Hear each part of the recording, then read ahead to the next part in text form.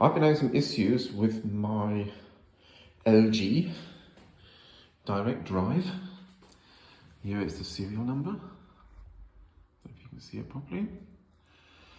Because first of all, I've been having issues with turning it on. I've had a look at the internet, and what I've had to do is unplug it, press the start button for 5 seconds, plug it back in, switch it on, and then it works again. But apart from that, I've been having some issues with the drain, because for some reason or other, this doesn't stop things being sucked in by the pump. And something has been sucked into there. I've previously cleared it out. About a year ago, I had 2 socks in the pump, I did.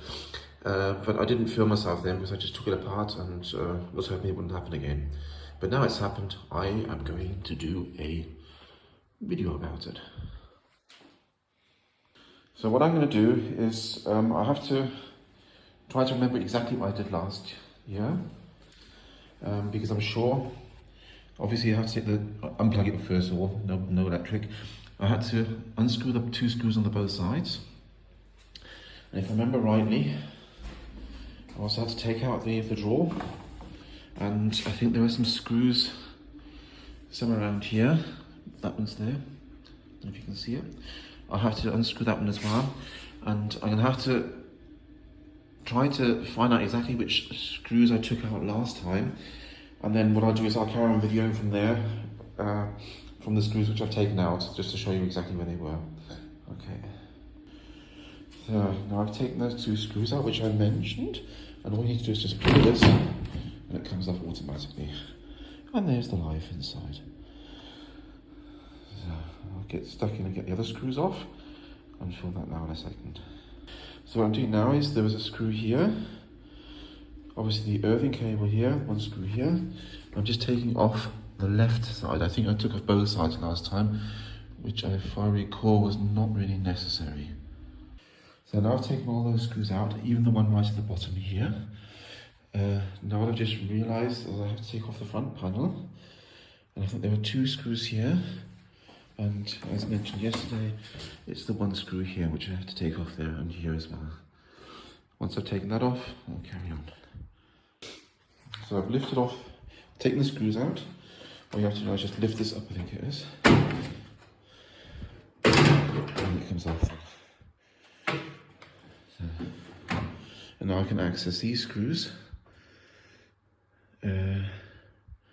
So that I can pull the side panel away.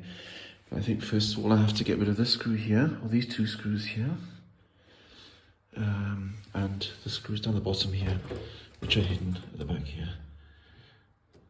Okay. So now I've actually noticed that I really do have to take this whole front panel off. And if I remember rightly, it's only this screw here, plus all of the screws around it here, and the lock screw as well. I think I have to do that as well, otherwise I won't be able to get the front cover off completely. So I'll just try that and see what happens now. I've just realised that once I've taken those screws off there, this just folds down. So, because I can access these screws here, which are probably, I'm not sure if I need, I've taken these out, I'm not sure if I actually have to take them off or not. So after a lot of messing around, I did actually have to take those 4 screws off, but don't take those ones off here because they're for the lock and they're just fixed the door, they're not fixed any side panels or anything else. So what I have to do now is, I have been using a bit of brute force, is that I have to slide the door downwards somehow. I've managed to get it off at the bottom, so I was pulling it up in here, messing around.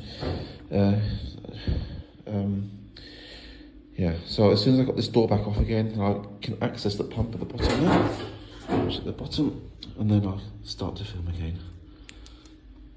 Yeah, I'm not sure if it'd be better if I'd take off the whole front, which would have mean I have to take off the sides as well. But anyway, it wasn't too much of a messing around, but I have actually managed to take off the side panel now, and can access the pump down the bottom there. I'm using a tipped screwdriver. I'm going to get rid of that, take this thing off here, whatever it is. So so that I can access these screws here.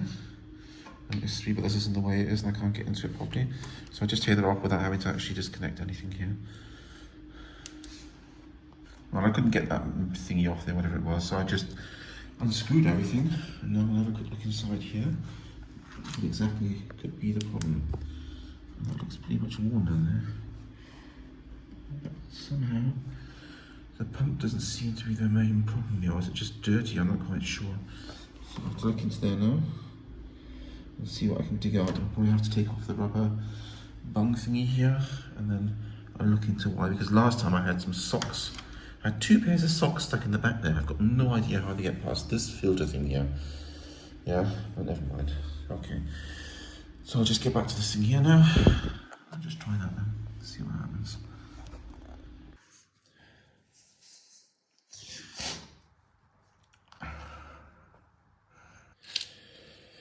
Oh, seriously, I mean, I have absolutely no idea how this stuff can get into there.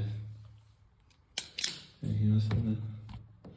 No, I can't really see it.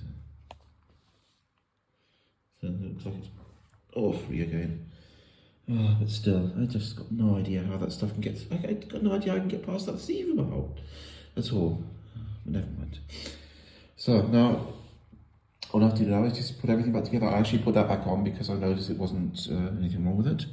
That pump thingy. I think there's another pump at the back there. I'm hoping that will actually be empty. I'm not quite sure. Let's see if I can just have a quick look at it maybe.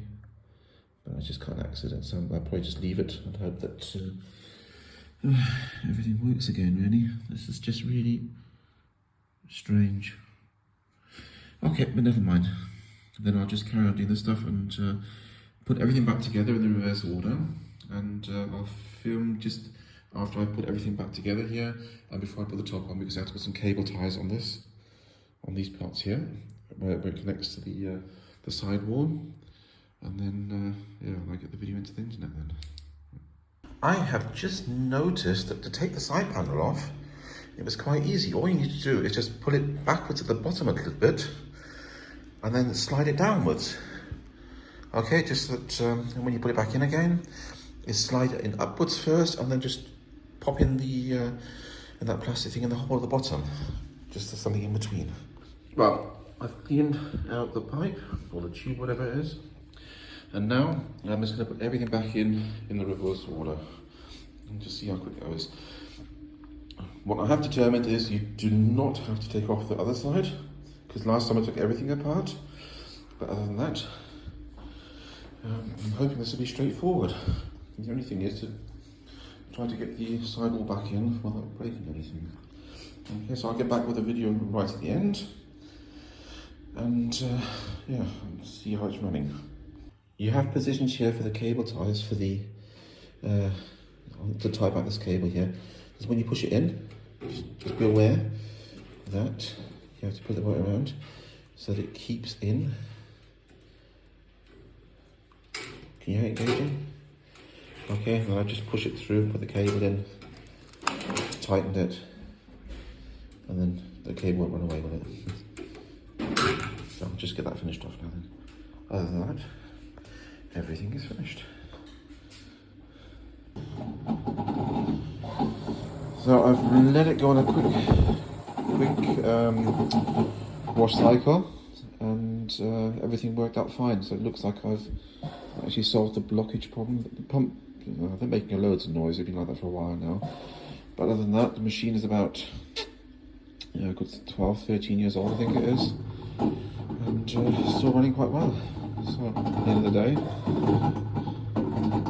all works. So they're fixed.